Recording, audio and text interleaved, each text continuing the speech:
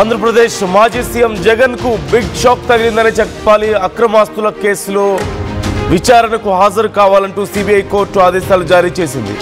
వ్యక్తిగత హాజరు మినహాయింపు రద్దు చేసింది న్యాయస్థానం. ఈ నెల 21 లోపు విచారణకు వ్యక్తిగతంగా హాజరు కావాలంటూ కోర్టు ఆదేశించింది.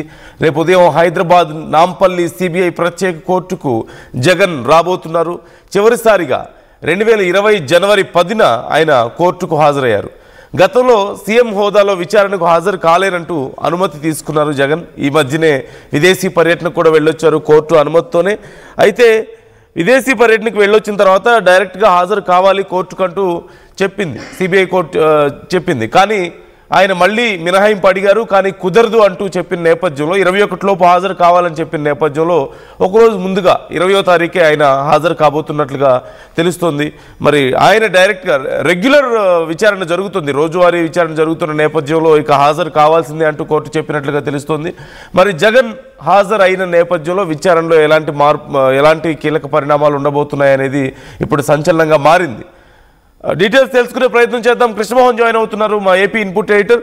కృష్ణమోహన్, ఇక తప్పనిసరి పరిస్థితుల్లో డైరెక్ట్గా సిబిఐ కోర్టు ముందు హాజరు కావాల్సిన పరిస్థితి జగన్కి. సో విచారణ ఎలా ఉండే అవకాశం ఉంది? విచారణలో ఏదైనా మార్పు ఉండే అవకాశం ఉందంటారా? ఆయన డైరెక్ట్గా హాజరు అవడంతో స్పీడ్ అయ్యే అవకాశం ఉందంటారా?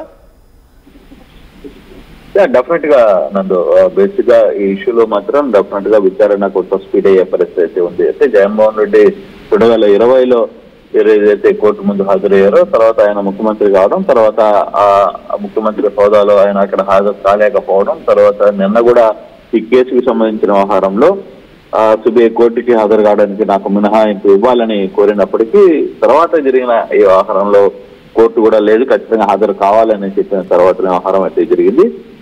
డెఫినెట్ గా రేపు కోర్టు ముందు హాజరు కాబోతున్నారు. రేపు 10:30 కల్లా కోర్టు దగ్గరికి రాబోతున్నారు. అయితే ఈ వ్యవహారంలో కోర్టు ఏ విధంగా ముందుకు రాబోతుంది? ఈ కేసుకు సంబంధించి దాదాపుగా 15 సంవత్సరాలుగా ఈ కేసు నడుస్తోంది.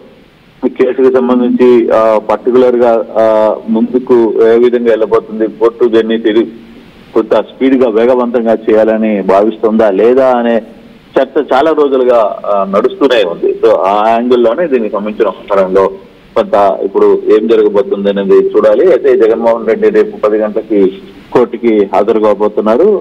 రేపు మరి ఆ కోర్టు దగ్గర ఎటువంటి పరిస్థితులు ఉంటాయనేది కూడా వేచి చూడాలి. బట్ ద సేమ్ టైం కోర్టుకి సంబంధించిన వ్యవహారంలో కూడా మరి బందోబస్తు ఏర్పాటు చేయాలనే దిశగా కూడా ఆలోచిస్తున్నాం. ఎందుకంటే కొంత పెద్ద స్థాయిలో అతనికి సంబంధించిన టీం అంతా కూడా వాళ్ళకు సంబంధించిన అభిమానులు కావచ్చు వీళ్ళందరూ కూడా వస్తున్నారనేది ఒక సమాచారం కూడా ఉన్న నేపథ్యంలో కొంత అప్రమత్తమైంది. అక్కడ పోలీసు యంత్రాంగం కూడా కొంత ఎటువంటి ఇష్యూస్ కాకుండా అప్రమత్తమయ్యే పరిస్థితి అయితే సిద్ధమవుతోంది.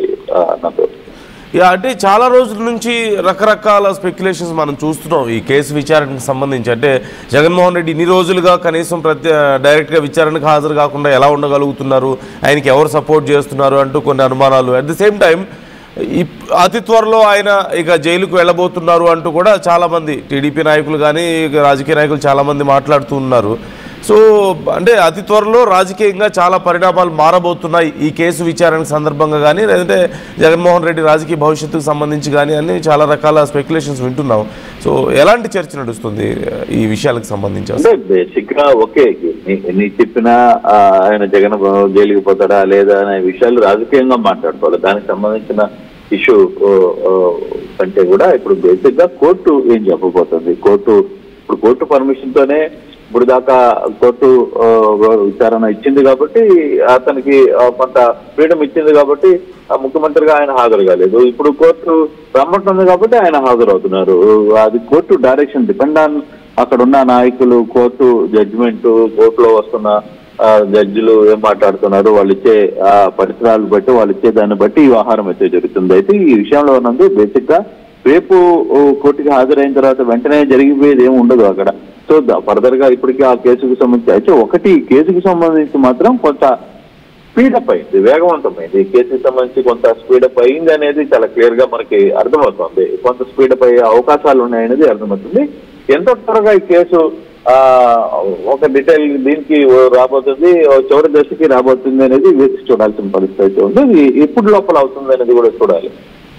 Right, thank you Krishnamohan, thanks for the details. మొత్తం మీద జగన్మోహన్ రెడ్డి డైరెక్ట్గా హాజరైతే విచారణ వేగవంతమయ్యే అవకాశాలు కనిపిస్తున్నాయి. అతి త్వరలో ఈ కేసుల్లో ఒక క్లారిటీ వచ్చే అవకాశం కనిపిస్తుంది, ఒక తీర్పు రాబోతోంది అంటూ కొన్ని అనాలిసిస్లు మనం చూస్తూనే ఉన్నాం. ఆయన అసలు డైరెక్ట్గా వ్యక్తిగతంగా విచారణకు హాజరవడమే చాలా పెద్ద విషయం. ఈ కేసులో ఒక పెద్ద బ్రేక్ త్రూ అంటూ చాలామంది అభిప్రాయపడుతున్నారు. మీ ఒపీనియన్ ఏంటి? ఇన్నేళ్లుగా సుమారుగా 6 ఏళ్ల పాటు ఆయన వ్యక్తిగత హాజరు నుంచి మినహాయింపు పొందుతూ వస్తున్నారు. విదేశీ పర్యటనలకు కూడా వెళ్ళొస్తున్నారు పర్మిషన్తో.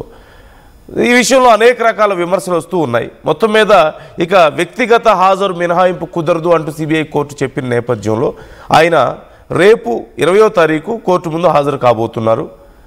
ఫలితాలు దీని ప్రభావం ఎలా ఉండే అవకాశం ఉందని మీరు అనుకుంటున్నారు? విచారణ వేగవంతం కాబోతుందా? అతి త్వరలో ఈ కేసులో క్లారిటీ రాబోతుందని మీరు భావిస్తున్నారా? ఎలాంటి ఫలితం వచ్చే అవకాశం ఉందని మీరు అనుకుంటున్నారు? కామెంట్ చేసే ప్రయత్నం చేయండి.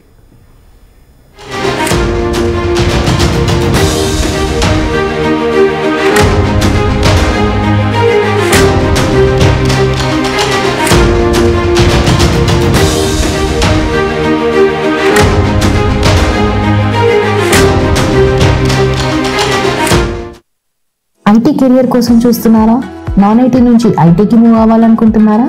అయితే సమాధానం coding tutor. Local to global news at your finger tips. మీ చేతిలో ఒక ఆయుధం. Download Raa TV app. Media legend Ravi Prakash is back.